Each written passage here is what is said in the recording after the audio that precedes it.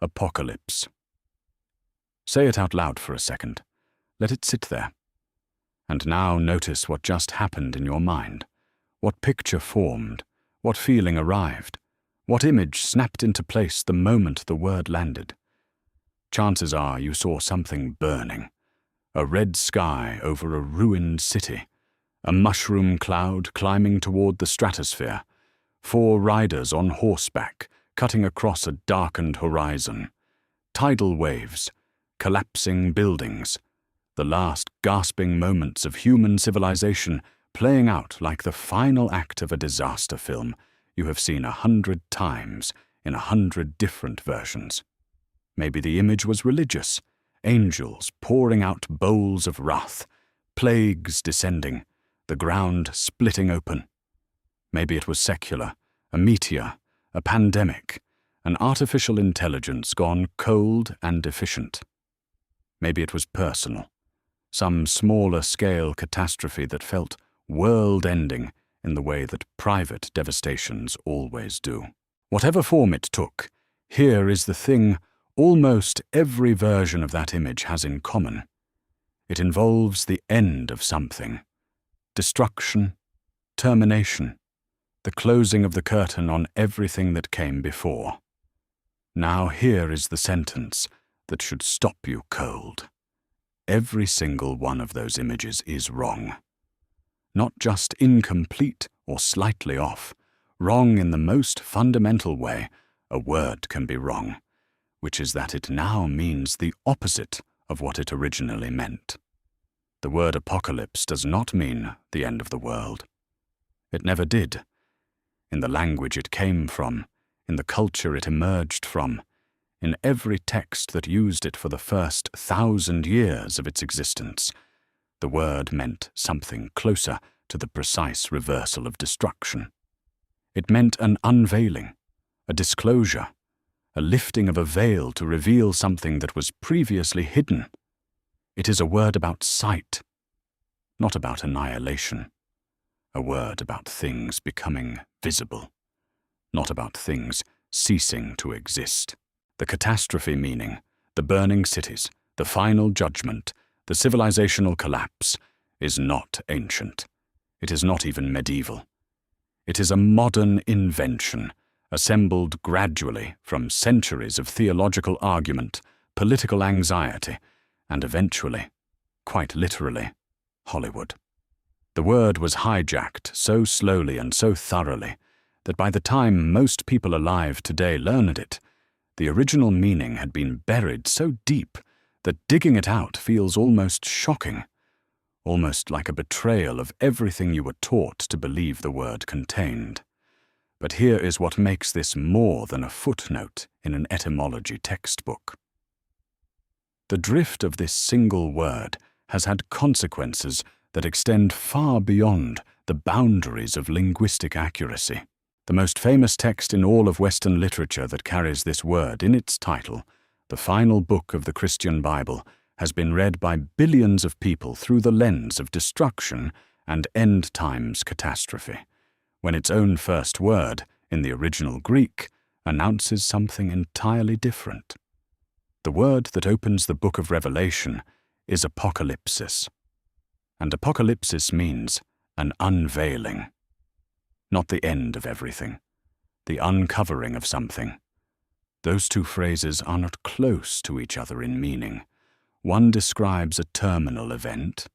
The other describes an act of perception, of seeing something that was always there, but could not previously be seen.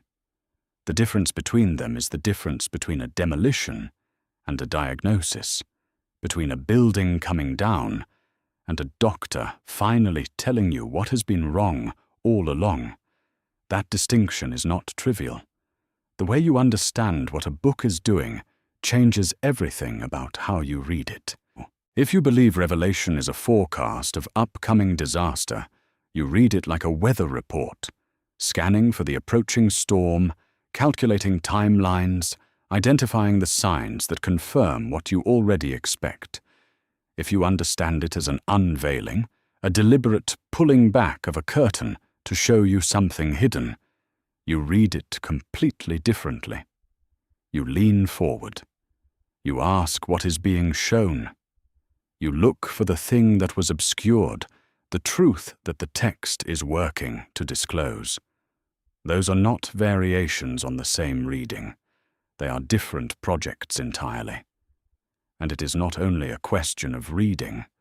The catastrophe interpretation of this word has shaped entire theological systems, driven political movements, influenced foreign policy, and quietly governed how millions of ordinary people feel about the future, whether it is worth investing in, whether the planet is worth protecting, whether hope is a rational posture or a naive one. Getting the word wrong has not been a small error. It has been, in its way, a civilizational misreading. So this is what we are going to do. We are going to go back to the Greek, back to the root, back to the world that produced the word and the texts that used it. We are going to look at what apocalypsis actually meant when it was written, trace where and how the meaning slipped, and then return to the texts themselves to see what they look like once the distortion is removed. This is not an exercise in attacking any faith tradition. People across every Christian denomination have read Revelation with the catastrophe meaning in place and found profound things there, and that fact deserves respect. This is something different, an invitation to read more carefully and to discover that careful reading does not diminish the text. It returns to it a depth and a coherence that the catastrophe reading quietly eroded. There is one more thing worth saying before we begin. The irony at the center of this whole story is almost too perfect to have been invented. The word that means unveiling, the word that means pulling back a cover to reveal what is hidden, has had its own original meaning hidden from ordinary readers for centuries. The apocalypsis has needed its own apocalypsis. The unveiling has been waiting to be unveiled. If the word was never about the end of the world, what was it actually about? The answer begins, of all places, with a Greek nymph on a Mediterranean island, a stranded hero desperate to go home, and a name that encodes concealment in its very syllables. Because before you can understand what an unveiling is, you have to understand what a covering looks like. And the Greeks had a word for that too. Before there was a book of Revelation, before there was a New Testament, before the word apocalypsis had ever appeared in a Christian text, the root of that word was already doing its work in one of the oldest stories in Western literature.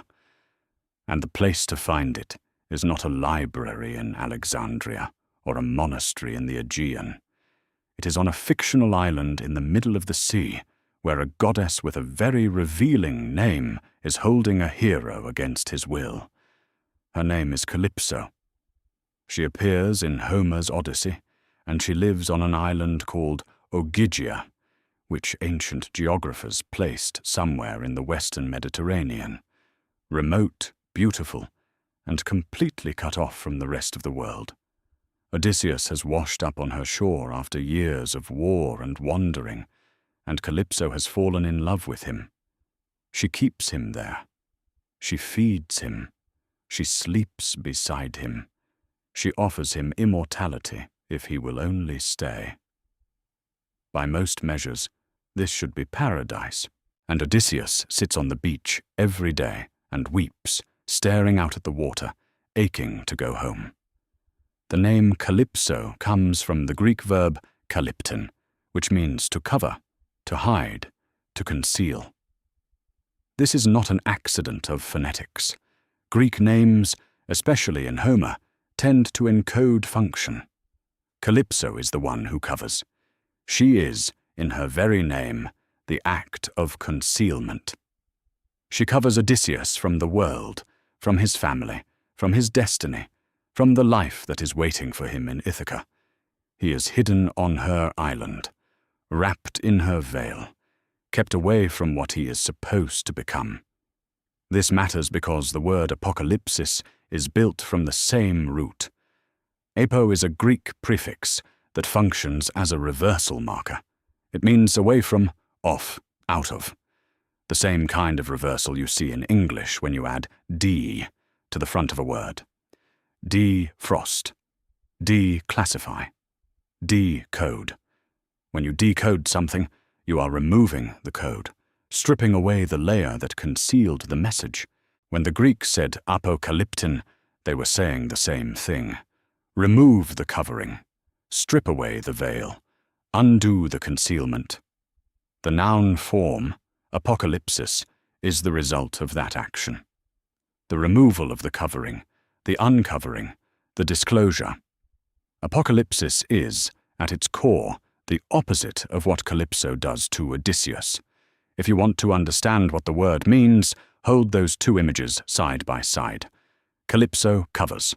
Apocalypsis uncovers. The nymph hides the hero from his true life. The apocalypsis lifts whatever is hiding the truth and lets you finally see it. The two words are mirror images of each other, built from the same material, pointing in exactly opposite directions. The root kalyptin appears in other Greek words as well, and each of them reinforces the same core meaning. Kalyma is the noun form, a veil or covering used in Greek texts to describe physical veils worn over the face. The Apostle Paul uses a related form in 2 Corinthians 3, describing the veil over Moses' face and the veil that covers the minds of those who have not yet understood something. Anakalypto means to uncover or unveil, ana being another reversal prefix, and Paul uses it in the same passage to describe the moment the veil is removed. Epikalypto means to cover over, and it appears in Romans 4:7, where Paul quotes the Psalms, "Blessed are those whose lawless deeds are forgiven, and whose sins are covered." The covering is the concealment. The kalyptin is the act of hiding. To a native Greek speaker in the ancient world, the syllable cluster kalyp carried a meaning the way tele carries a meaning for a modern English speaker. You do not need to know Greek etymology to sense that television, telephone, telescope, and telepathy are all about distance. The prefix pulls its meaning across every word it enters. The same was true of kalyp. Every word built on that root was about concealment. And apocalypsis, with its apo prefix reversing the concealment, was unambiguously about its removal. This is worth sitting with for a moment, because it is completely invisible in ordinary English. When most people encounter the word apocalypse, they have no access to any of this. They do not hear a Greek root. They do not feel the reversal prefix doing its work. They hear only the cultural weight the word has accumulated over centuries, the fire and the ending and the doom. The etymology has been paved over. But underneath the pavement, the original meaning is still there, intact, waiting to be excavated. Now return to Odysseus, because his story does not end with Calypso's island. The gods intervene. The messenger Hermes arrives with a divine command. Let the man go. Calypso protests, argues, mourns, but eventually she relents. She helps Odysseus build a raft, gives him provisions, and watches him sail away. He eventually reaches home. And when he gets there, after 20 years away, disguised as a beggar, surrounded by enemies who have taken over his house, he is uncovered. His true identity is disclosed. First to his son, then to his loyal servants, then in a moment of violent and unmistakable clarity to the suitors who thought he was gone for good. The covering is lifted. The hidden man is revealed. Structurally, what happens to Odysseus at the end of the Odyssey is an apocalypsis, an uncovering of what was always there beneath the disguise. Homer does not use the word. but the concept maps perfectly onto it. And any Greek reader who knew the Odyssey and encountered Apocalypsis in a later text would have felt the resonance immediately. This is how languages work. Words carry their histories the way rivers carry sediment, invisibly beneath the surface, shaping the landscape of meaning even when you cannot see the sediment directly. This particular route carried forward from classical Greek into the Hellenistic period, which is the era spanning roughly from Alexander the Great in the 4th century BCE through the 1st and 2nd centuries CE, the era when Jewish and early Christian writers were composing texts in Greek.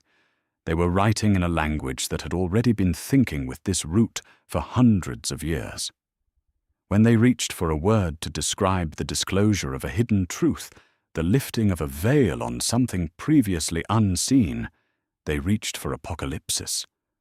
Not because they were inventing a new meaning, because they were using the word correctly. Every author who used apocalypsis in the ancient world, every single one, without exception across the surviving record, used it to mean disclosure, revelation, uncovering. None of them used it to mean catastrophe, destruction, or the end of the physical universe. That reading did not exist yet. It would take many more centuries, a great deal of theological argument, a pair of world wars, and the entire apparatus of modern popular entertainment to produce it. What those Jewish and early Christian writers were actually saying with the word, what they were unveiling and why, is where we need to go next. The noun apocalypsis appears in the New Testament approximately 18 times. The verb form, apocalypto, to unveil, to disclose, to uncover, appears many more times beyond that. And if you go through every single one of those occurrences, in every letter, in every gospel, in every text that makes up the Christian New Testament, you will find the same meaning operating without variation. Disclosure, revelation, uncovering, the removal of a veil from something that was previously hidden. In none of those appearances, not one, does the word mean catastrophe, destruction, or the end of the world. This is not a matter of interpretation. It is a matter of reading the sentences the word actually appears in and asking what the author is describing. The word does a specific job in every context it enters, and that job is always the same. It marks the moment when something hidden becomes visible. Paul is the New Testament writer who uses apocalypsis most frequently, and his uses of it are as clear as any in the ancient record. In his letter to the Galatians, Paul is making a pointed argument about the source of his authority. He has been challenged by people who claim he received his gospel second-hand, filtered through other human teachers, and therefore less reliable than the tradition coming from Jerusalem. Paul's rebuttal is direct, "For I didn't receive it from any man, nor was I taught it, but I received it through an apocalypsis of Jesus Christ." He is saying that what he knows because a veil was removed, because something was disclosed to him directly, not passed down through a chain of human transmission. The word describes an event of radical, unmediated disclosure, not a disaster arriving, a truth arriving. In his second letter to the Corinthians, Paul speaks of visions and apokalyseias of the Lord, a plural form, indicating a category of experience he has had multiple times. He goes on to describe being caught up to what he calls the third heaven, hearing things too sacred to be spoken aloud. The apokalyseias are episodes of privileged sight, moments when the normally hidden interior of reality became accessible to him. He uses the word the way we might use the word visions, to describe perception of something that is not visible under ordinary conditions. Nothing in the passage involves destruction. Everything in it involves seeing. In his letter to the Ephesians, Paul prays for his readers with a phrase that shows the word operating at its most intimate and personal. He asks that God would give them the spirit of wisdom and of apocalypsis in the knowledge of him. Here the apocalypsis is a gift. It is a quality of perception, something that sharpens understanding, that allows a person to know God more clearly, to see what could not previously be seen. It is a cognitive unveiling, an interior illumination. The word has traveled from a dramatic personal experience to a quiet, sustained mode of knowing, but the core meaning has not moved. It is still about the removal of a covering, still about something becoming visible that was not visible before. Then there is a scene in the Gospel of Luke that stops many readers cold when they encounter it with fresh eyes. An old man named Simeon is standing in the temple in Jerusalem. He has been promised by the Holy Spirit that he will not die before he has seen the Lord's Messiah. On the day Joseph and Mary bring the infant Jesus to be presented at the temple, Simeon recognizes him. He takes the child in his arms, and he speaks a short poem that begins, "Lord, now let your servant depart in peace, according to your word, for my eyes have seen your salvation." And then, describing what this child will do for the world, he uses the word. The child will be a light for apocalypsis to the Gentiles, a light for the unveiling to the nations. The scene carries enormous weight. Simeon is an old man who has been waiting his entire life for a covering to be removed. Specifically, the covering that kept the knowledge of God's salvation hidden from non-Jewish peoples. His whole life has been oriented toward this disclosure. When he finally holds the infant, he says that he can die in peace because he has seen the uncovering. The apocalypsis he has waited for is the revelation of an inclusive truth, that the God of Israel is also the God of the nations, and that this child is the light that will make that visible. There is no destruction in the scene. There is only a very old man, a very small child, and the lifting of a veil that had been in place for a very long time. Paul uses the word in one more register that is worth examining, because it is the most cosmically scaled of all his uses. And even there, the meaning does not shift. In his letter to the Romans, describing a creation that is somehow aware of its own condition, he writes, "The creation waits in eager expectation for the apocalypsis of the children of God." He pictures the entire created order, every living thing, every mountain and river and star, straining forward in anticipation, waiting to see something that is currently hidden from view. What it is waiting to see is the full disclosed identity of God's people, the moment when what they truly are becomes visible. The word is reaching toward the future here, and there is a grandeur to the image that could be called eschatological. But even in this most future-oriented use, the word is doing the same thing it always does.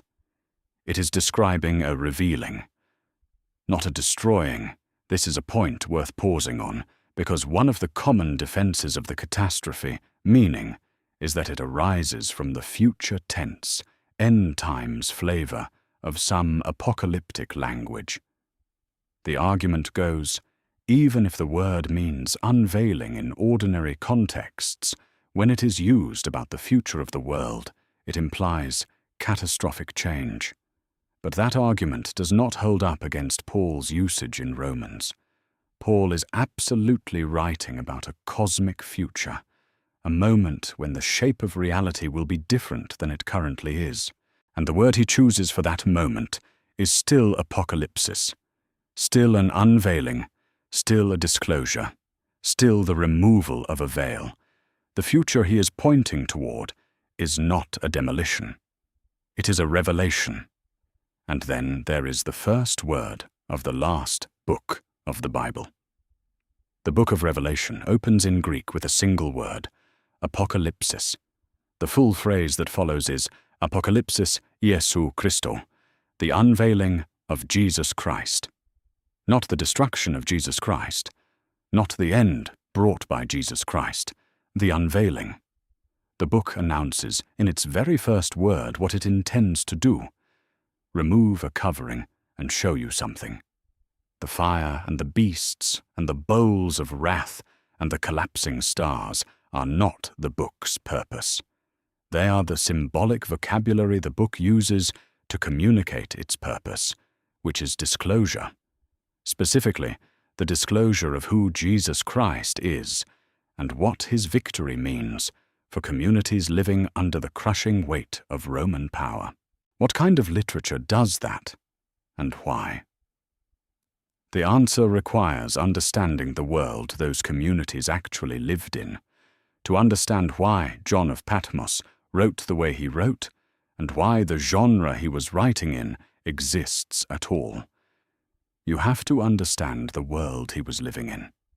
Not the world in the abstract, not simply a difficult time or a period of religious tension. The specific, documented, grinding reality of life inside the Roman Empire for a Jewish or early Christian community in the 1st century CE. Rome in this era was not merely a political power. It was a total system. It controlled land, trade routes, taxation, and the courts. It had the most formidable military force the ancient Mediterranean had ever seen, and it did not hesitate to use that force as a demonstration of what resistance cost. When the Jewish revolt against Roman rule broke out in 66 CE, Rome's response was methodical and overwhelming. By 70 CE, the city of Jerusalem had been sacked. The temple, the singular sacred center of Jewish religious life, the place where God's presence was understood to dwell, had been burned to the ground, and its treasures had been carted off to Rome to be displayed in a triumphal procession. The arch commemorating that victory still stands in Rome today. It is carved with an image of Roman soldiers carrying the temple's menorah through the streets. For communities living in the aftermath of that destruction, and for communities in Asia Minor facing pressure to participate in the imperial cult, the formal worship of the emperor as a divine figure, the question was not abstract theology. It was survival. Refusal to offer incense to the emperor's image could result in social exclusion, economic marginalization, and in some cases, death. Participation meant affirming, at least publicly, that Caesar was Lord. For a community whose central confession was that Jesus was Lord, this was not a minor inconvenience. It was a direct and daily confrontation with the question of ultimate loyalty. These communities needed to communicate. They needed to encourage one another, to process their grief, to maintain hope in conditions specifically designed to make hope feel irrational. But they could not simply write letters saying, "Rome is evil and God will destroy it," and circulate those letters openly. Plain writing of that kind was evidence. It could be intercepted, read by Roman authorities, and used to justify arrest or execution. The communities needed a way to say what needed to be said to the people who needed to hear it, without making what they were saying legible to the people who would punish them for saying it. This is where coded literature becomes a survival strategy rather than an aesthetic choice. And it was not a new strategy in the 1st century CE. It had a precedent that was already several hundred years old. The book of Daniel was written, most scholars believe, during the Maccabean crisis of the 2nd century BCE, when Jewish communities were facing violent persecution under the Seleucid king Antiochus Epiphanes IV. Antiochus had desecrated the Jerusalem temple by erecting a pagan altar inside it, the event referred to in Daniel as the abomination of desolation. He was killing Jews who refused to abandon their religious practices. He was, from the perspective of the communities that produced Daniel, doing exactly what Rome would later do, using overwhelming political and military power to demand the erasure of a particular religious identity. Daniel's response was a set of visions, dreams of colossal statues made of different metals, destroyed by a stone not cut by human hands. Visions of great beasts rising from the sea, a figure like a son of man coming on the clouds of heaven. To a Roman official reading this text, it would have appeared to be mystical imagery of no political consequence, the dream visions of a religious community working through their theology. To a Jewish reader who knew the code, it was a political map. The 4 beasts represented 4 successive empires. The horn that made war on the holy ones represented Antiochus himself. The vindication of the holy ones represented the hope that Antiochus would not ultimately prevail. The text said, in a language only insiders could read, "The empire looks invincible." But here is what is actually true at the level of ultimate reality. Apocalyptic literature was, at its core, resistance literature wearing a disguise. The genre that grew out of this tradition developed recognizable conventions, and any reader familiar with those conventions would have understood what kind of text they were encountering and how to read it.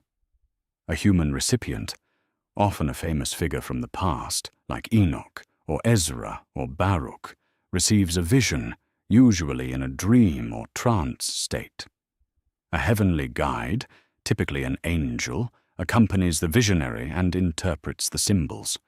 Political powers are represented as hybrid beasts with grotesque features, more horns than a real animal, eyes in unexpected places, strange combinations of different creatures. Numbers carry encoded significance. 7 signals completeness, 12 signals the people of God. 42 months signals a specific period of divinely permitted tribulation. And the narrative always moves from present suffering toward ultimate vindication.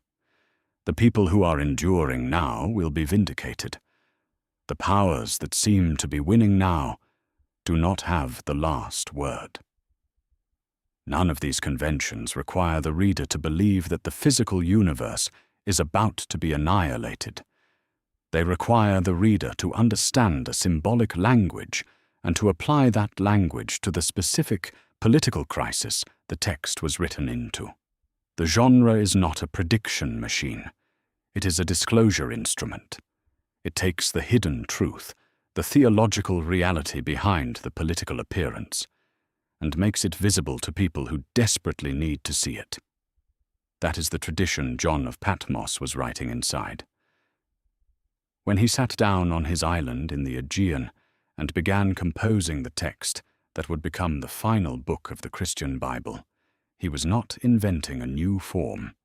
He was using a well-established genre with established conventions for an established purpose. His audience, 7 real churches in the Roman province of Asia, facing real pressure from Roman power, would have recognized the genre immediately, understood the conventions, and known how to read the symbols. The apocalypsis John was offering them was not a countdown to catastrophe. It was the unveiling of what was actually true behind the surface of Roman invincibility. The veil he was lifting was the veil that made Rome look like it was winning. Understanding what he actually wrote, and for whom and why, requires spending some time with the man himself, stranded on his island, writing to 7 churches that needed desperately to see something they could not yet see. The man who wrote the book of Revelation tells us surprisingly little about himself. He gives us his name, John, and he tells us where he is, on the island of Patmos in the Aegean Sea. He tells us why he is there, because of the word of God and the testimony of Jesus. And he tells us how he understands his own situation relative to his readers. He is their companion, he says, in the tribulation and the kingdom and the patient endurance that are in Jesus. That phrase, tribulation, kingdom, patient endurance, is a compressed description of the entire predicament. They are enduring something difficult. They are holding on to something they believe is true. They are waiting for something they cannot yet see. Whether this John is the same person as John the Apostle, or John the author of the Gospel and the letters bearing that name, is a question scholars have debated for centuries without reaching consensus. The writing style of Revelation is notably different from the Gospel of John, rougher, more Semitic in its Greek, less polished. Many scholars conclude it was a different John entirely, a prophet and leader in the early church communities of Asia Minor. What matters more than his identity is his location and his audience. He is on Patmos, an island the Romans used as a place of exile, roughly 60 kilometers off the coast of what is now Turkey. He is there because his refusal to be silent about Jesus has put him in conflict with Roman authority. And the people he is writing to are 7 real churches in the Roman province of Asia: Ephesus, Smyrna, Pergamum, Thyatira, Sardis, Philadelphia, and Laodicea. He knows them.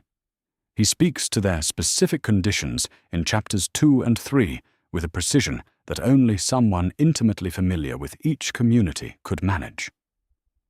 This is the first thing to hold clearly in mind when reading Revelation. It was written by a specific person in a specific place to specific communities about a specific crisis. It was not written to be decoded by people living 2,000 years later with access to satellite television and a vague sense that current events are unusually chaotic.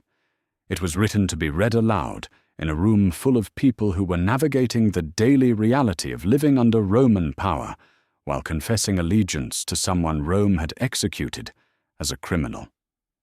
The book opens, as we have established, with the word apocalypsis. But the full phrase is worth reading slowly. Apocalypsis Jesu Christu, hen edoken auto ho theos. The unveiling of Jesus Christ, which God gave him. The subject of the unveiling is Jesus Christ. The agent doing the unveiling is God.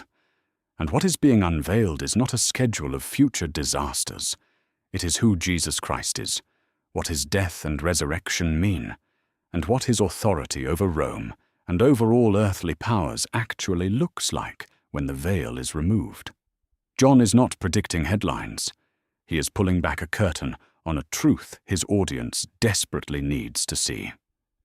That the one Rome executed is the one who holds ultimate authority, and that Rome's apparent invincibility is, at the level of what is most real, already broken. The symbols John uses to communicate this were not cryptic to his original audience. They were conventional, part of the shared symbolic vocabulary that anyone familiar with Jewish apocalyptic literature would have recognized immediately. When a beast rises from the sea in Revelation 13, with 7 heads and 10 horns and a throne given to it by the dragon, a reader steeped in Daniel would have known exactly what kind of entity was being described: a political empire with the spiritual character of a predator. When that beast is given the specific number 666, a reader who knew the practice of gematria, assigning numerical values to letters, would have been able to work out that the name being encoded was Nero Caesar, the emperor whose persecution of Christians in Rome was still remembered with horror.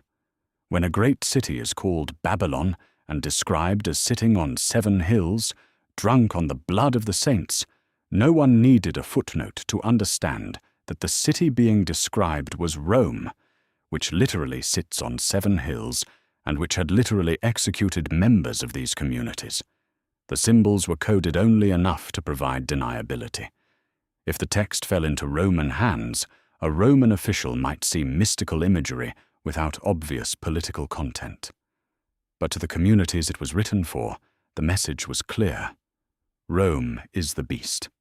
Caesar is not divine. The empire that looks invincible is the one the text is naming and judging. And the judgment the text announces is not, primarily, one of destruction. It is one of disclosure.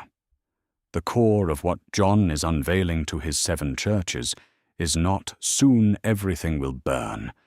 It is, let me show you what is actually true right now, behind the veil of appearances. What is actually true is that the Lamb, the crucified Jesus, has already conquered. The victory has already occurred. The suffering the churches are enduring is not evidence of abandonment or of God's absence or of Rome's ultimate triumph. It is the expected terrain for people who follow a crucified Lord in a world that has not yet caught up with what the crucifixion means. This is a profoundly pastoral message. It is the message of a pastor writing to congregations under pressure, not a prophet writing a technical manual for future catastrophe analysts. The book is saturated with comfort, which is easy to miss when you are reading it as a horror film script. The letters to the 7 churches in chapters 2 and 3 are achingly specific. Your suffering is seen, your endurance is known, your faithfulness under pressure is recognized. Hold on. What you cannot see yet is what I am about to show you. And then the book ends, not with destruction, but with arrival. Not with obliteration, but with descent and renewal. The final 2 chapters of Revelation describe a new Jerusalem coming down from heaven, a city where every tear is wiped away, where death and mourning and crying and pain are no more, where the tree of life grows beside a river of living water, and its leaves are for the healing of the nations. The image is not rubble, it is a wedding, a bride adorned for her husband, a city whose gates are never shut because the darkness that made gates necessary has been removed. Ask yourself honestly, does that ending belong to a story whose central meaning is annihilation? Or does it belong to a story whose central meaning is the disclosure of something beautiful that was always present but previously hidden? The world as it was always meant to be, finally unveiled? The original text, the original audience, and the original genre all point in the same direction, and it is not toward catastrophe. It is toward the lifting of a veil. So how did the catastrophe reading win? How did a word that meant unveiling come to mean doom? That story starts closer to our own time than most people realize. The drift did not happen in a single moment. There was no decree, no council, no publisher's decision that flipped the meaning of apocalypsis from unveiling to doom overnight. What happened instead was slower and more complicated. A series of cultural pressures accumulating over centuries, each one nudging the word a little further from its origin, until the distance between the original meaning and the popular meaning became so vast that most people today have no idea the original meaning ever existed. The first pressure arrived almost immediately. Even within the early church, some communities read Revelation as a literal schedule of imminent events, rather than as a symbolic disclosure for a present crisis. The Montanists, a 2nd century charismatic movement in Asia Minor, expected the heavenly Jerusalem to descend any day. They had even identified a location in Phrygia where they believed it would land. Various millenarian movements across the early centuries calculated timelines, identified current rulers with the beast, and prepared for an end they were certain was weeks or months away. When the end did not arrive, the text required explanation. The predictions had failed, but the faith had not, and so the reading needed to be revised. The most influential revision came from Augustine of Hippo, writing in the 4th and 5th centuries. Augustine argued that Revelation should be read allegorically rather than as a literal future timeline. The 1,000-year reign of Christ described in Revelation 20 was not a future political event, he said. It was the present age of the Church, the period between the resurrection and whatever final consummation lay ahead. This allegorical reading became the dominant framework in official Catholic theology for more than 1,000 years. It was a careful, sophisticated approach, and it had the important side effect of keeping apocalypse tethered to its meaning as a genre and a mode of spiritual interpretation rather than a forecast of catastrophe. During this long period, scholars and theologians still understood the word primarily as a designation for a kind of revelatory literature. The destruction meaning had not yet colonized ordinary speech. The Protestant Reformation broke the allegorical consensus. When Martin Luther and others dismantled the institutional authority of the Church as the mediator of Scripture, they opened the text to individual interpretation in ways that had not been possible before. Preachers and scholars began mapping Revelation's imagery directly onto their own political and religious conflicts. For many Protestant reformers, the Pope was the beast, the Catholic Church was Babylon, and the sequence of events in Revelation was the sequence of events in church history unfolding around them. This historicist reading, the view that Revelation describes the progressive unfolding of Christian history from the 1st century to the present, spread widely and generated enormous interpretive energy. But it still did not produce the modern catastrophe, meaning in the way that would eventually dominate. The end was still somewhere in the future, still coming, but the present was already deep inside the story. The figure who most decisively changed the trajectory was John Nelson Darby, an Irish-British evangelist born in 1800 who developed a theological system known as dispensational premillennialism. Darby's system divided all of human history into distinct dispensations, eras in which God related to humanity under different covenants and rules. Within this framework, Darby introduced or substantially systematized what became known as the rapture, the idea that true Christians would be secretly caught up to heaven before a period of catastrophic tribulation that would engulf the earth. The events described in Revelation were, on this reading, a literal schedule of future events: the Antichrist, the tribulation, the Battle of Armageddon, the Second Coming, the Millennium.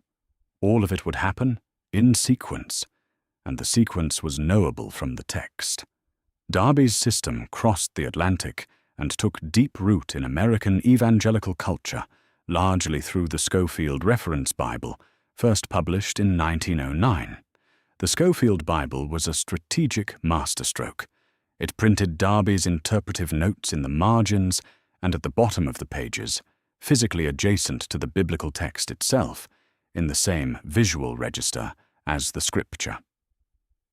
For readers who had not been trained to distinguish a commentary from a translation, the notes looked like they were part of the inspired text.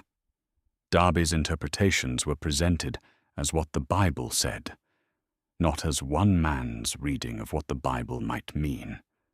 This was the theological hinge point, the moment when apocalypse as genre began its long, slow transformation into apocalypse as predicted schedule of civilizational catastrophe. Then came the 20th century, and with it a series of real-world events that made the catastrophe reading feel not just plausible but confirmed. 2 world wars, the Holocaust, the atomic bombings of Hiroshima and Nagasaki, the Cold War, and the decades-long reality of mutually assured nuclear destruction. For the first time in human history, the technology to end civilization genuinely existed, and every citizen of every nuclear-armed nation lived with that knowledge as background noise. When people began using the phrase nuclear apocalypse, they were not reaching for a metaphor from religious literature. They were describing a real scenario that physicists and military planners modeled in detail. The word absorbed this terror into its meaning and never let it go. Into this saturated atmosphere came the popular publishing phenomenon that locked the catastrophe meaning in place for popular culture. Hal Lindsey's The Late Great Planet Earth, published in 1970, was the best-selling non-fiction book of the entire decade. It fused dispensationalist theology with Cold War anxiety and the particular political tensions of the Middle East into a readable, urgent argument that the end was near and the timeline was identifiable. Then came the Left Behind series, begun in 1995 by Tim LaHaye and Jerry Jenkins, which dramatized the same theological framework as fiction, ultimately producing 16 novels, films, a children's series, video games, and a cultural grammar of the apocalypse, so saturated and so entertaining that it became the default meaning even for readers who had never attended a church in their lives. Hollywood needed no further instruction.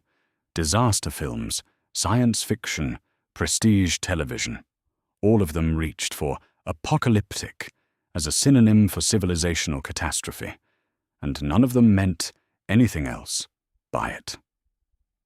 The irony sitting at the center of all of this is almost too perfect. The word that means unveiling, the word whose root describes the removal of a covering, the disclosure of a hidden truth, has had its own original meaning systematically covered up by centuries of theological argument, Cold War terror, and mass entertainment. Apocalypsis has become the victim of its own opposite. The unveiling has been veiled. It needs, in the most literal sense possible, its own apocalypsis, while popular culture was busy cementing the catastrophe, meaning the Academy was doing something entirely different. Biblical scholars, classicists, linguists, and theologians across denominations, across continents, across the full range of theological conviction, have reached and maintained a consensus on this question that is about as settled as scholarly consensus gets. Among people who study ancient Greek texts for a living, the meaning of apocalypsis is not a matter of debate. It means disclosure. It means unveiling. It means the removal of a covering from something that was previously hidden. This has been true in the Academy for as long as there has been an Academy, and it has not changed. The genre designation itself makes this plain. When scholars classify a text as apocalyptic literature, they are not saying the text predicts the end of the physical universe. They are saying the text belongs to a category of visionary, revelatory writing characterized by symbolic imagery, a human recipient of visions, a heavenly interpreter, and the disclosure of hidden truths to a community under pressure. That is the academic definition of the genre, disclosure-oriented literature, and it has never included catastrophe forecast as a defining feature.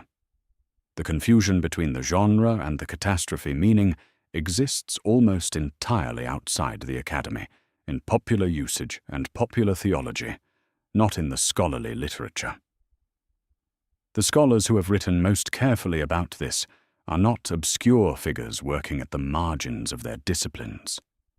John J. Collins, a scholar of Jewish and early Christian apocalypticism at Yale Divinity School, wrote a foundational work called The Apocalyptic Imagination that is one of the standard references in the field. Collins traces the genre across its full historical range and documents, with enormous care, what these texts were doing and for whom. His conclusion is consistent with what every other careful reader of these texts has found. Apocalyptic literature is fundamentally about revelation, about the disclosure of what is hidden, and its relationship to the idea of world-ending catastrophe is far more complicated and contested than the popular understanding suggests. Christopher Rowland, a British New Testament scholar, has written similarly careful work on the visionary and revelatory dimensions of apocalyptic texts, emphasizing that what these writers were primarily interested in was access to hidden divine reality, not the scheduling of future disasters.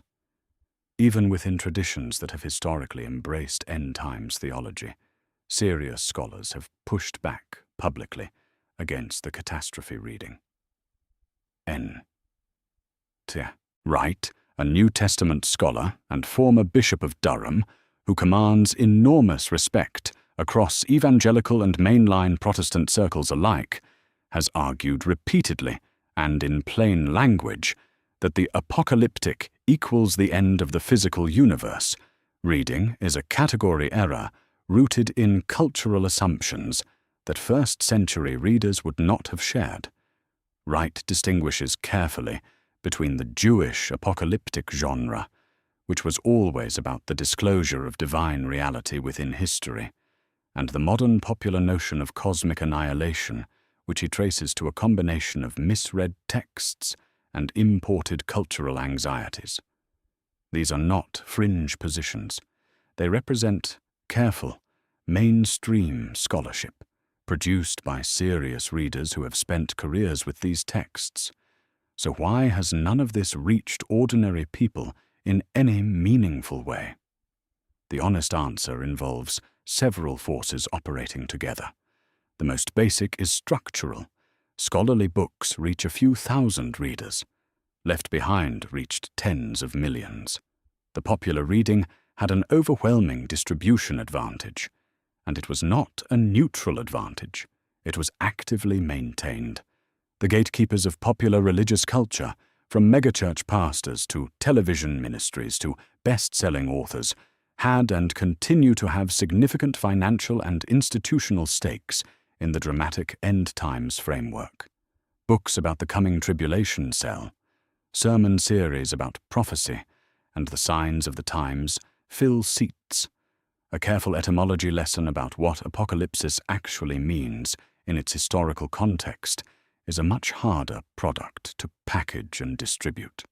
The revelation that the word means revelation is, in a commercial sense, a very poor competitor to the revelation that the world is about to end. The Schofield Reference Bible compounded the problem in a way that is difficult to fully appreciate unless you have held a copy. Darby's interpretive framework was embedded physically into the page, printed below the scriptural text in the same typeface and layout as the scripture itself.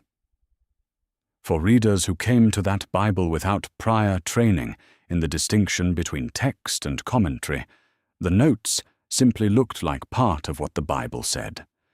The interpretations were not labeled as one man's reading of a contested set of symbols. They were presented as the meaning, sitting directly beneath the words.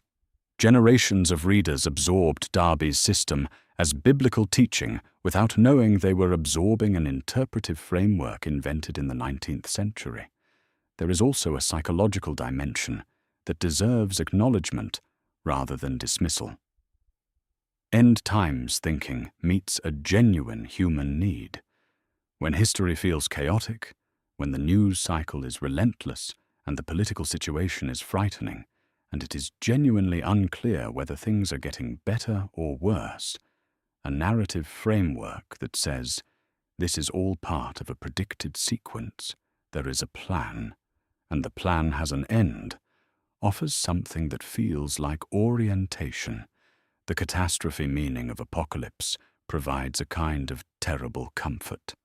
Terrible because it is built on the image of coming destruction, but comfort nonetheless because it implies that someone is in charge of the sequence.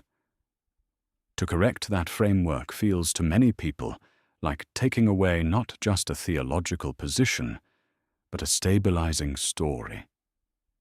That psychological reality does not make the correction wrong, but it helps explain why the correction meets such consistent resistance from people who are not obviously acting in bad faith. Most major English Bible translations have technically been accurate about this all along.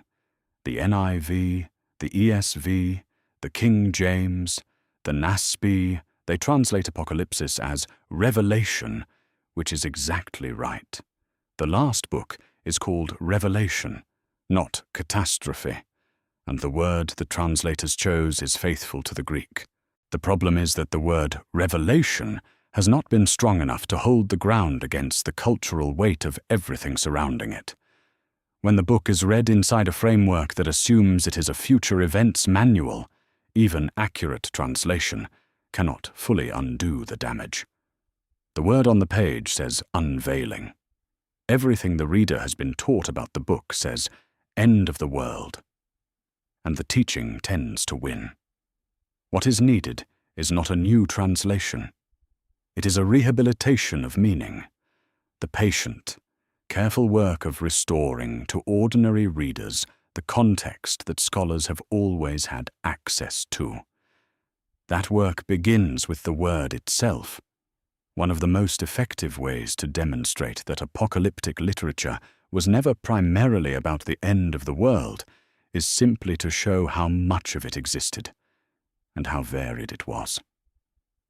The Book of Revelation is far from the only text of its kind.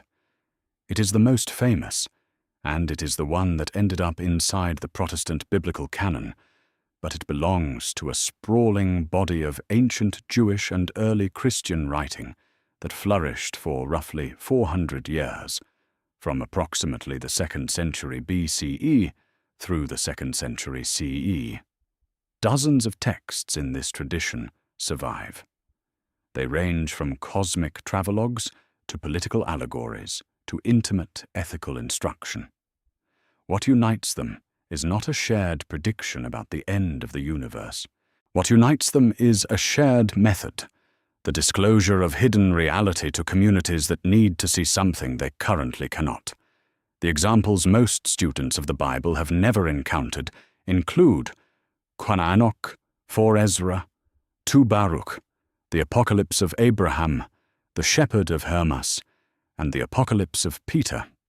None of these texts appear in the Protestant Bible. Some appear in the canons of other Christian traditions. The Ethiopian Orthodox Church, for instance, includes Wardenmas and Enosh in its biblical canon. All of them were widely read, widely discussed, and genuinely influential in the early centuries of Judaism and Christianity.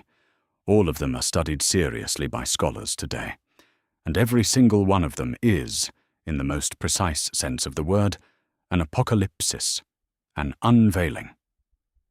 First Enoch is arguably the most important of these texts for understanding the genre.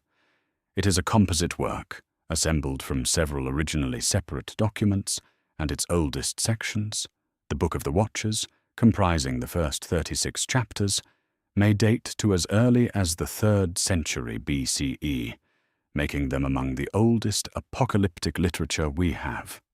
The premise is simple and typical of the genre. Enoch, the mysterious figure from Genesis, who walked with God and was not, for God took him, is taken on a series of heavenly journeys. He is shown the structure of the cosmos, the storehouses of the winds, the paths of the stars, the chambers where the souls of the dead await judgment. He is shown the fate of the wicked angels who descended to earth and corrupted humanity. He is shown the glory that awaits the righteous. All of it is hidden reality made visible. All of it is apocalypsis in action. What makes Was Enoch especially significant is that the New Testament quotes it. The letter of Jude, in verses 14 and 15, cites a prophecy from 1 Enoch directly, treating it as a text with prophetic authority. This means that at least some early Christians regarded 1 Enoch not as an oddity or a curiosity, but as part of their sacred literary world. The genre that produced it was not a marginal genre. It was a living tradition that early Christianity was part of and drawing from, and that tradition's core purpose was always disclosure, the unveiling of things that ordinary human sight could not access, The texts written in the immediate aftermath of Jerusalem's destruction in 70 CE present the genre operating under its most acute pressure. 4th Ezra and 2nd Baruch were both composed in response to the catastrophe of the temple's destruction, the same event that shaped the environment John of Patmos was writing into.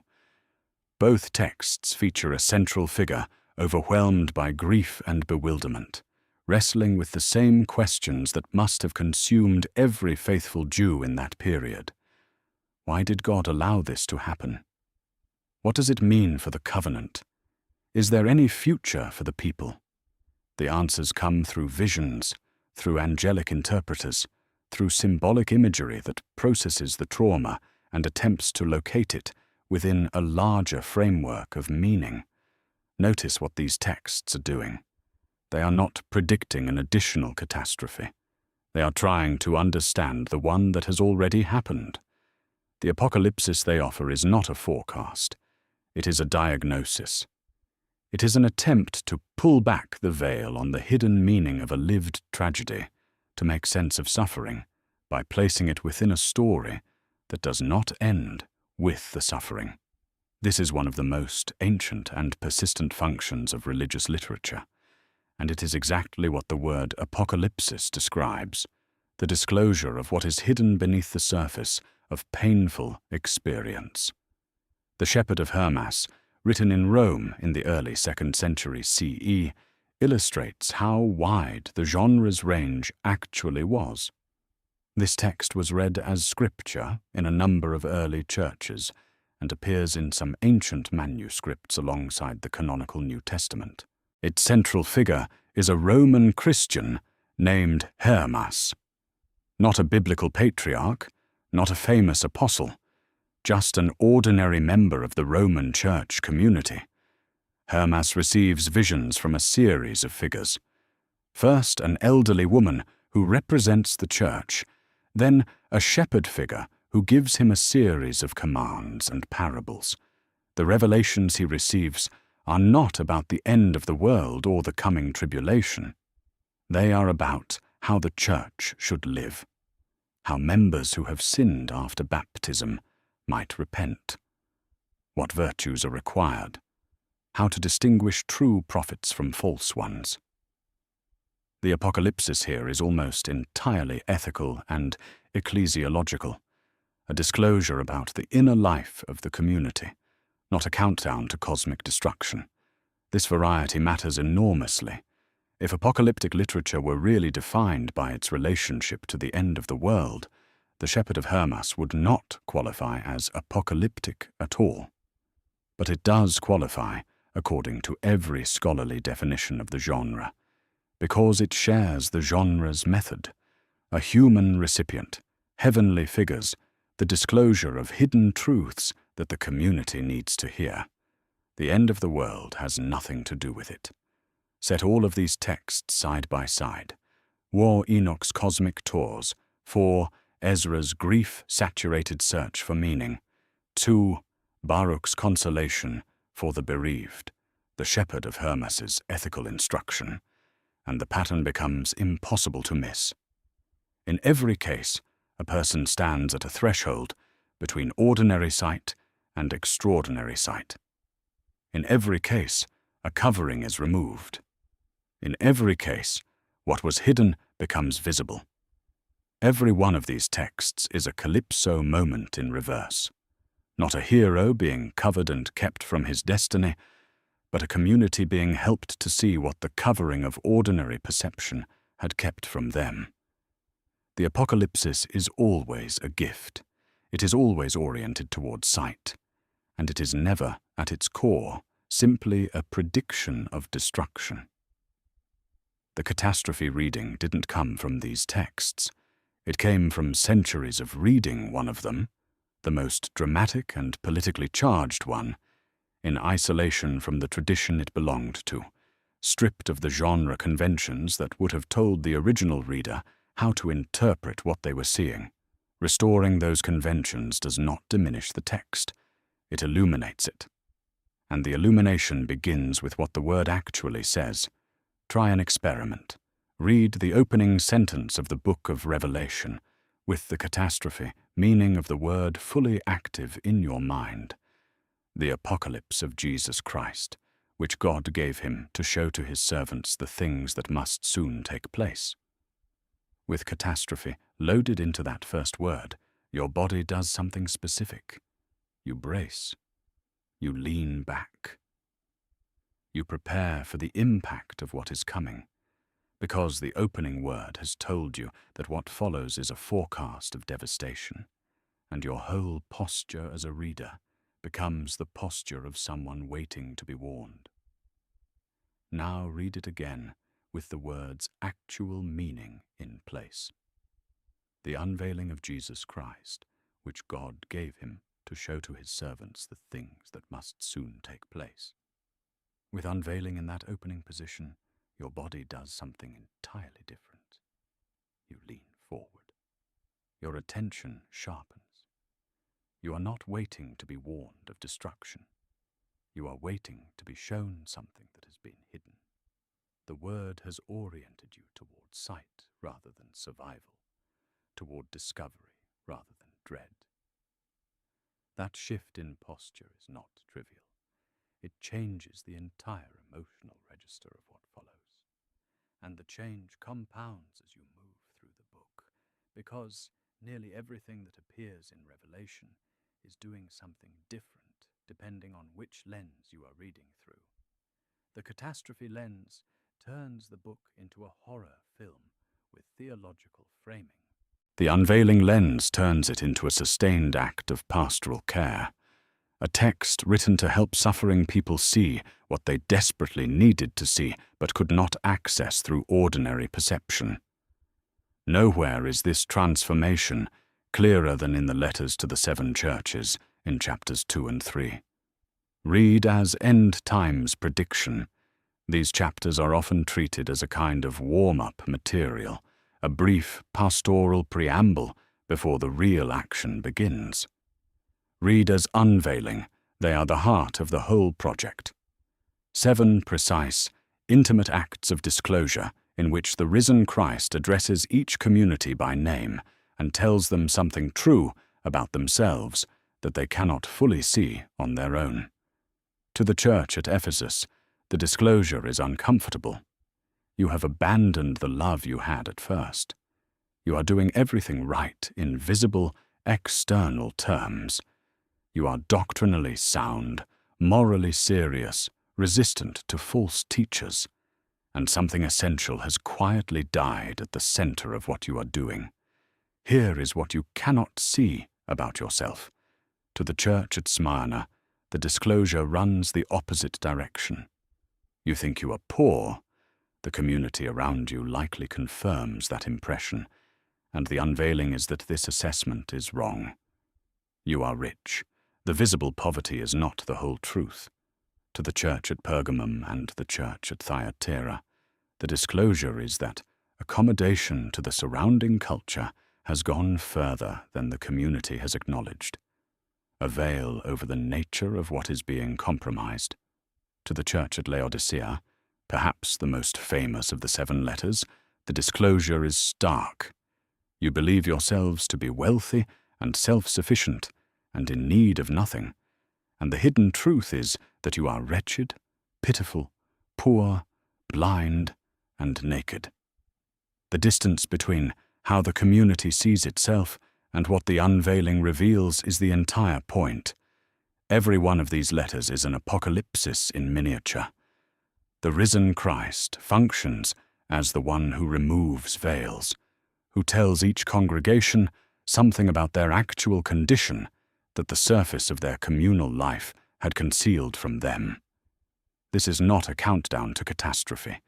It is a gift of accurate sight. The entire structure of chapters 2 and 3 only makes sense as an act of unveiling. Move further into the book, to the throne room vision of chapters 4 and 5, and the unveiling logic continues to operate. John is taken up to heaven and shown what is happening at the center of the cosmos. What he sees is the throne of God, surrounded by living creatures, and 24 elders in an unceasing act of worship.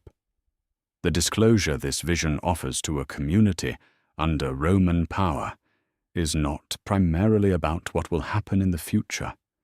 It is about what is already true right now, at the level that matters most. The universe is not Caesar's. It is not organized around imperial power. At its deepest foundation, it is a throne room, and the one sitting on the throne is not the emperor. That is the hidden truth the vision is pulling into view. Chapter 5 deepens the disclosure. A sealed scroll appears, and no one in heaven or earth or under the earth is found worthy to open it. And John weeps at the apparent impossibility. Then the Lamb appears, the one who was slain, and it is the Lamb who is worthy. The one who conquered through sacrifice, not through force. The crucified one, not the victorious general. This is the theological unveiling at the center of the whole book. The logic of power has been inverted. Rome's version of victory. Military dominance, coercive authority, the spectacle of execution, is not the logic that governs ultimate reality. The scroll of history opens in the hands of the slaughtered Lamb. That is the hidden truth. That is what was being unveiled. Even the most frightening passages in Revelation read differently once the unveiling lens is properly in place. The beast of chapter 13, with its 7 heads and 10 horns, and its authority over commerce and society, is not a forecast of a future biometric surveillance system. It is a disclosure of the spiritual character of the present system, specifically the Roman imperial economy, in which participation required acknowledging Caesar's ultimate claim on human life and allegiance. The mark of the beast is not a future microchip. It is an unveiling of the meaning of a present economic reality. What looks like ordinary civic participation is, the text insists, actually a demand for ultimate loyalty. That reading does not make the passage less relevant to modern readers. It makes it far more relevant, because the spiritual anatomy of coercive economic systems has not changed, and a text that unveils that anatomy speaks across centuries to anyone who lives inside such a system. And then the book ends, not in rubble, but in arrival. The New Jerusalem descends. Tears are wiped away. The tree of life stands beside a river of clear water, its leaves offered for the healing of the nations. The phrase, "I am making all things new," does not mean all things from scratch. It means the renewal and completion and disclosure of what all things were always meant to be. The apocalypsis of Revelation's final chapters is the unveiling of creation's true destiny, not the torching of a disposable world, but the restoration of a beloved one. Read through its own first word, with that word's actual meaning restored. Revelation is not a horror script. It is a pastoral masterpiece, a letter written to communities under pressure, offering them the gift of sight. Here is what is true. Here is what is real. Here is what is hidden behind the veil of an empire that wants you to believe it is invincible and eternal. See it clearly, and hold on. Etymology is sometimes dismissed as a hobby for people who care too much about dictionaries. The meaning of words changes, the argument goes, and insisting on original meanings is a kind of pedantry that mistakes the map for the territory. There is truth in that objection. Languages do change, meanings do drift, and chasing original meanings as though they were the only valid ones can become its own form of distortion. But the misreading of Apocalypsis is not a case where a harmless drift has produced a minor inconvenience. The catastrophe meaning of this one word has generated consequences that are theological, political, ecological, and deeply personal, consequences that have shaped how millions of people live, vote, relate to the natural world, and understand the character of God.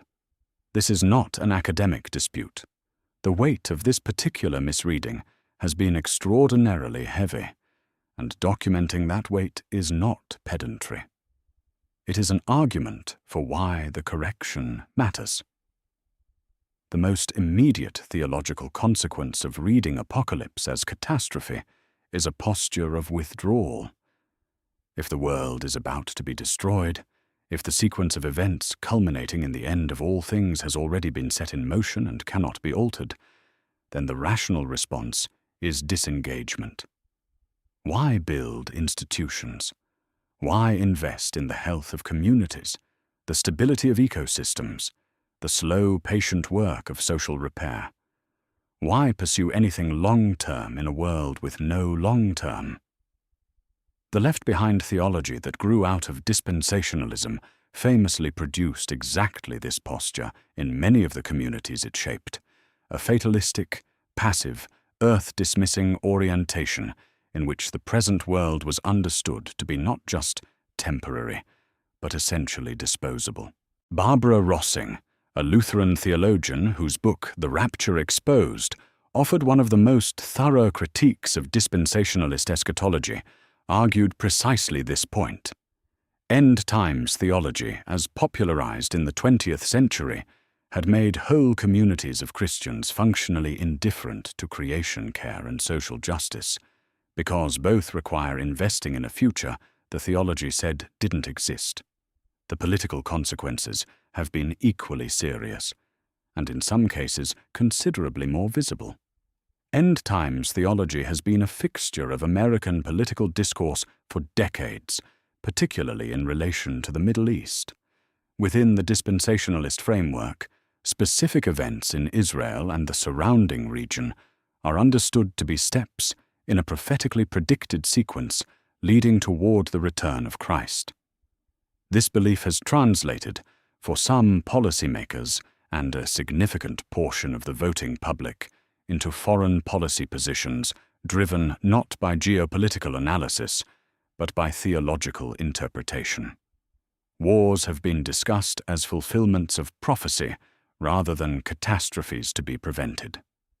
Peace negotiations have been viewed with suspicion because peace, in the dispensationalist framework, is not part of the predicted sequence. Figures in American political life have explicitly named their end times beliefs as shaping their positions on nuclear weapons, the establishment of Jerusalem as Israel's capital, and the conditions under which military action in the region is justified. These are not fringe expressions. They have appeared in cabinet meetings, Senate hearings, and presidential administrations. For individuals rather than institutions, the cost is more intimate, but no less real. End times anxiety is a documented feature of life inside communities shaped by catastrophe theology.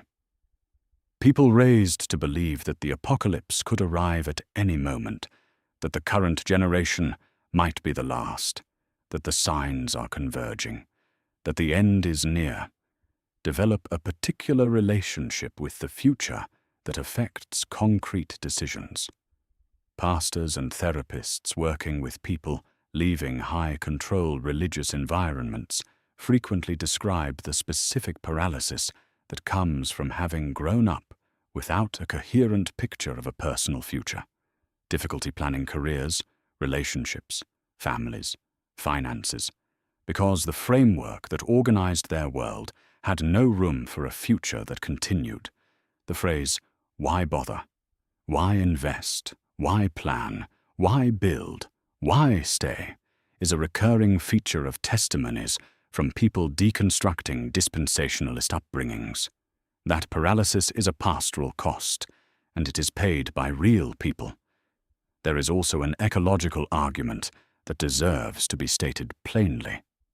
The earth has a different moral status in a theology built around unveiling than in a theology built around catastrophe. If the culmination of history is the torching of a disposable world followed by relocation to a separate heaven. Then the earth's condition is ultimately irrelevant. It is going to burn regardless, and environmental concern is at best a temporary measure, and at worst a distraction from the real business of getting souls ready for departure. But if the culmination of history is the disclosure of what the earth was always meant to be, if the tree of life and the healing of the nations represent the unveiled destiny of creation rather than its replacement, then the earth is not disposable. It is the site of an ongoing restoration. Its health and its suffering matter to the story.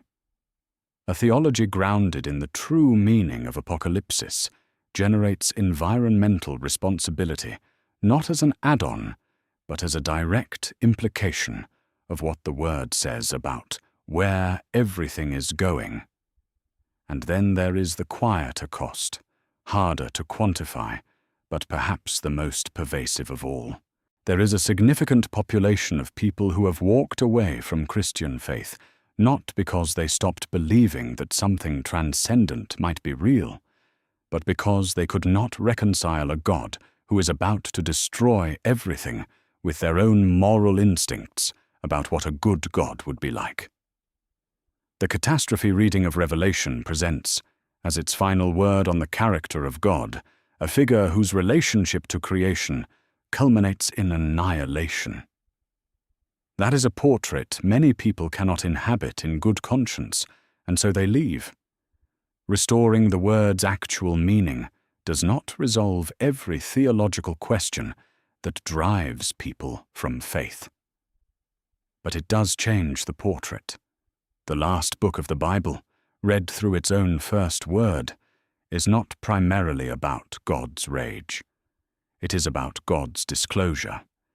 It is about a God who pulls back the veil, who shows what is hidden, who insists that suffering people see the truth of their situation clearly. That is a very different invitation. And for some people, it is the difference between a door that is closed and one that is still open. This is why etymology matters. Words carry weight. And the weight of this particular word, misread across centuries, has pressed down on individual lives, political systems, ecological futures, and the shape of faith itself. Restoring the meaning is not a footnote. It is a correction with real consequences in the real world. Apocalypsis is not the only word that has been through this. It is the most consequential example for our purposes, and it is the one this entire discussion has been built around. But the phenomenon it illustrates, a word drifting so far from its original meaning that it now implies something close to the opposite, is not unique to it. Several other words that appear in the New Testament have undergone similar journeys, and examining them briefly is worthwhile, because the pattern they reveal is not just about individual words. It is about how we read ancient texts through cultural lenses we did not choose and rarely examine. Take the Greek word mysterion, which appears in Paul's letters and is typically translated into English as mystery. In modern English, a mystery is something that resists solution. It is the locked room in the detective novel, the question without an answer, the phenomenon that defies explanation. The word carries connotations of ongoing unknowability. Something is a mystery precisely because it has not been resolved and may never be. When we say a thing is mysterious, we are saying it remains opaque. But mysterion in Paul's Greek means nearly the opposite. In the ancient Mediterranean world, mysterion referred to a secret that had been kept hidden, but was now being disclosed. It belonged to the vocabulary of mystery religions, communities organized around the revelation of hidden sacred knowledge to initiated members. In Paul's use, the mysterion is always something that was hidden in God's purposes for a long period of time, and has now been made known. In Ephesians 3, Paul writes that the mysterion of Christ was not made known to people in other generations, as it has now been revealed. The verb he uses for that revealing is apocalypto, the same root we have been tracing. The mysterion has been apocalypted. The secret has been unveiled. In Romans 16:25-26, Paul speaks of the revelation of the mysterion that was kept secret for long ages, but has now been disclosed. The mysterion is not an ongoing puzzle. It is a formerly hidden plan, now out in the open. When modern readers encounter Paul saying he wants to make the mystery known to the Gentiles, they often hear it as Paul wanting to share something esoteric and difficult. What Paul actually means is the reverse. He has been entrusted with a secret that was previously hidden, and his entire ministry is the act of making it publicly known. The mysterion is not a thing you sit with in uncertainty. It is a thing that has been unveiled. The word and apocalypsis are functionally the same idea in Paul's theological vocabulary, and both have been distorted in similar ways by the cultural assumptions of modern readers. The word martis tells a different kind of drift story. In Classical and New Testament Greek, martis simply means witness, a person who testifies to what they have personally seen or experienced. It is the word you would use in a legal context for someone giving testimony before a court. In the New Testament, it appears in this straightforward sense regularly. The disciples are called to be witnesses to the resurrection, meaning people who will testify to what they experienced. The word has no inherent connection to death. But in the early centuries of Christianity, being a witness to Jesus increasingly meant being willing to die for that testimony. So many of those who bore witness were executed for it, that the word martyrs gradually absorbed the dying into its meaning. By the 2nd and 3rd centuries, martyrs was on its way to meaning specifically a person who died for their faith. Our English word martyr comes directly from this evolved Greek term. The original meaning, witness, is technically still present if you look for it, but the weight of the word has shifted entirely to the dying. The testimony has been overshadowed by the execution. A word that meant speaking truthfully about what you saw has come to mean the most dramatic possible price for that speaking. The drift of martyrs is instructive precisely because it happened for an understandable reason. Real people really did die. The history that generated the meaning change was not manufactured or anxious or commercially motivated. It was the lived experience of actual communities under actual persecution. And yet the original meaning is still there, waiting to be retrieved, and retrieving it enriches rather than diminishes the witness tradition. To be a martyrs is first to see and speak, and then, if required, to die for the speaking. The death is the consequence of the testimony, not a replacement for it. Then there is the word parousia, which appears most famously in Paul's letters, and is typically translated as the second coming. In modern Christian usage, the parousia is almost invariably understood as a sudden, dramatic, potentially violent arrival, a descent from heaven accompanied by divine judgment, the kind of event for which you prepare by getting your spiritual affairs in order. The word has accumulated the texture of an emergency. In the Greek world Paul was writing within, parousia was a technical civic term for the official visit of a king or dignitary to a city. When a ruler was coming, the city prepared, sometimes for months. Citizens went out beyond the walls to meet him and escorted him back in a celebratory procession. The parousia was an occasion of honor and welcome. It was not an emergency. It was a triumph. This context transforms one of Paul's most discussed passages. In 1 Thessalonians 4, Paul describes believers being caught up together in the clouds to meet the Lord in the air, a verse that has anchored rapture theology for over a century, read as an evacuation from a burning world. But the word Paul uses for that meeting, apantesis, is the technical Greek term for the civic ceremony of going out to escort a returning dignitary back into the city. Paul is not describing an evacuation. He is describing a welcome procession. The image is a city going out to meet its returning king, not passengers boarding a rescue flight before the building explodes. These words, mysterion, martis, parousia, apocalypsis, form a cluster of terms whose original meanings have been traveling in the wrong direction for a long time. Each of them was oriented, in its source context, toward disclosure and welcome and witness. Each of them, in popular modern usage, has drifted toward concealment, urgency, or doom. The pattern is the accumulated result of reading ancient texts through layers of cultural anxiety, theological controversy, and popular dramatization that were never part of the originals. The corrective for all of them is the same. Go back to the word. Ask what it meant when it was used. Let that anchor the reading. Not because original meanings are sacred and later meanings invalid. Language lives and changes, and that life is real, but because when the drift produces a meaning that actively distorts the text's purpose, the distortion has a cost, and the cost, as we have seen, is not abstract. Restoring these words does not diminish the texts they come from.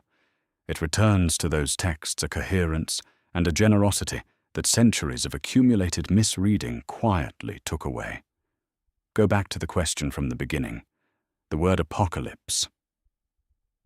What picture forms when you hear it?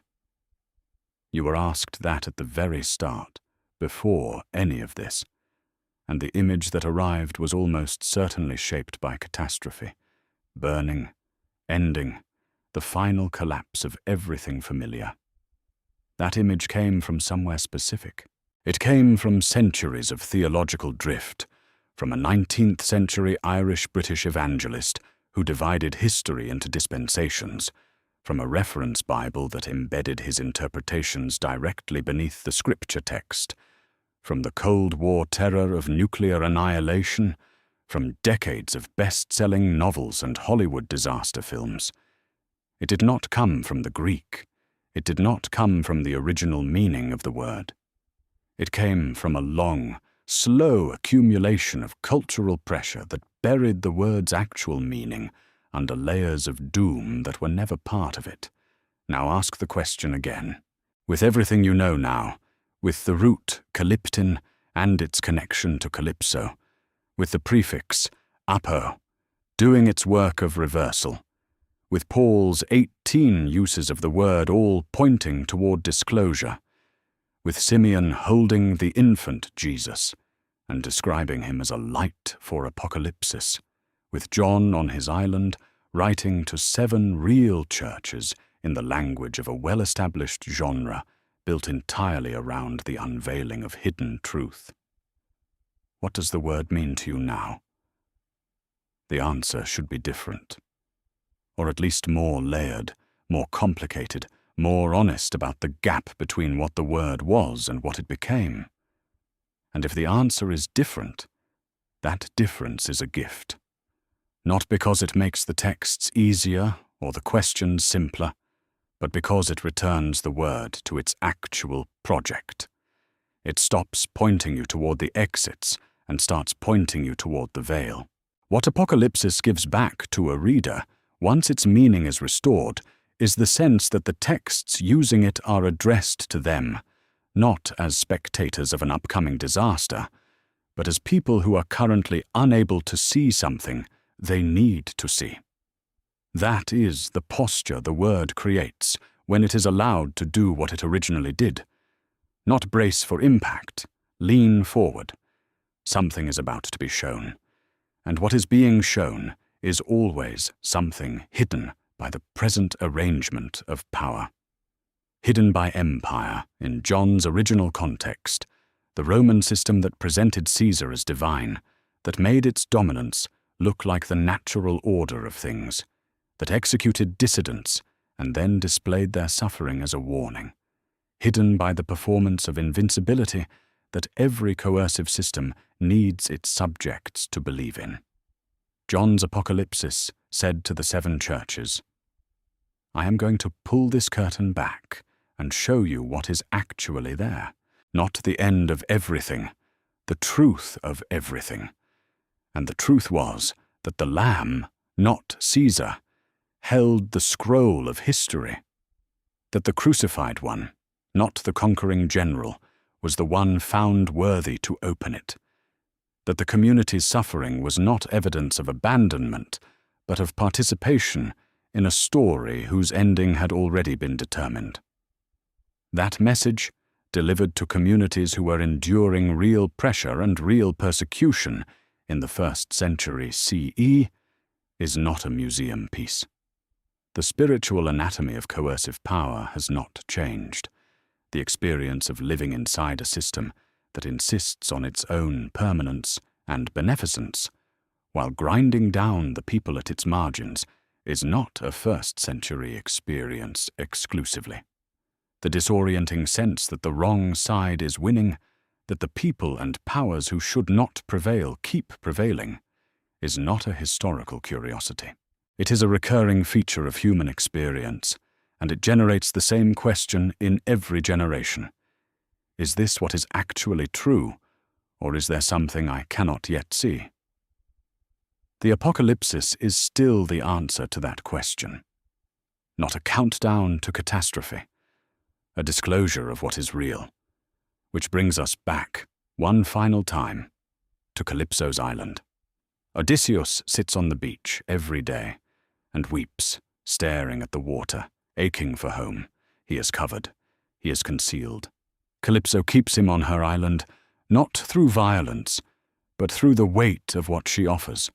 Comfort, immortality, the warmth of a place that is beautiful, even if it is not where he belongs. And every day he sits and stares at the water, because some part of him knows that the covering, however comfortable, is keeping him from his actual life. The moment that matters in the Odyssey is not Odysseus's dramatic battles or his decade of wandering. The moment that matters is the one the gods ordain. Let the covering be removed. Let the man go. Let the veil come off so he can see the path home and begin moving toward it. That is apocalypsis, not destruction, orientation. Not the end of everything, the beginning of a journey that the covering had been preventing. John wrote his text to 7 churches, and those 7 churches are, in some form, present in every generation. There are always congregations that have lost their first love without knowing it, doing the right things externally, while something essential has quietly gone cold at the center. There are always communities suffering invisibly, whose poverty the world around them reads as evidence of failure rather than as the hidden wealth the text insists on. There are always people compromising with the cultures and economies that sustain them, accommodating more than they have acknowledged, unable to see clearly what the accommodation is costing. And there are always communities so convinced of their own wealth and health and sufficiency that they cannot hear the word being spoken gently into their complacency. You are not what you think you are. Let me show you. The apocalypsis is still addressed to all of them, not as a forecast of their destruction, as an offer of sight. The veil that is being lifted is whatever currently prevents them from seeing what is actually true about their situation, about the character of the power arrayed against them, about the nature of their own condition, about the shape of what is ultimately real beneath the surface of what merely appears real. That is what the word has always meant. That is what it does. Say it one more time. Apocalypsis. Let it land differently now.